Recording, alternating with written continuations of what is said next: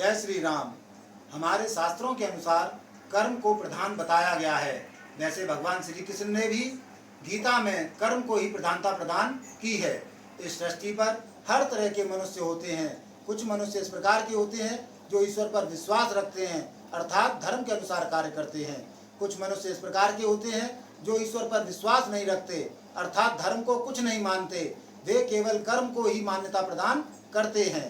ऐसे मनुष्य नास्तिक कहलाते हैं, क्योंकि ऐसे मनुष्यों को सत्यता का पूर्ण ज्ञान नहीं होता है। वे यह नहीं जानते हैं कि धर्म और कर्म दोनों में घनिष्ठ संबंध होता है।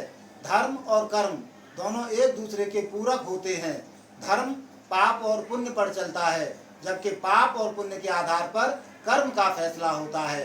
जो मनुष्य जैसा कर्म करता है, उस मनुष्य को उसके कर्मों के अनुसार पाप और पुण्य की प्राप्ति होती है।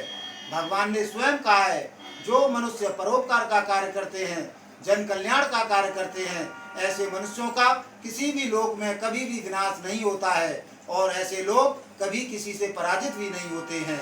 भगवान ने यह भी कहा है कि मेरा चिंतन करो, लेकिन अपना कर्म अवश्य करो, क्योंकि कर्म के बिना मनुष्य का जीवन सार्थक नहीं होता है।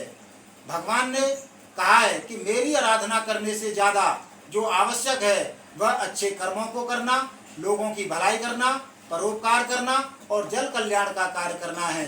जो मनुष्य इस प्रकार का कार्य करते हैं, ऐसे मनुष्यों को मेरी बिना पूजा पाठ किए, बिना आराधना किए ऐसे पुण्य की प्राप्ति होती है जो तब से भी संभव नहीं है। जय श्री राम।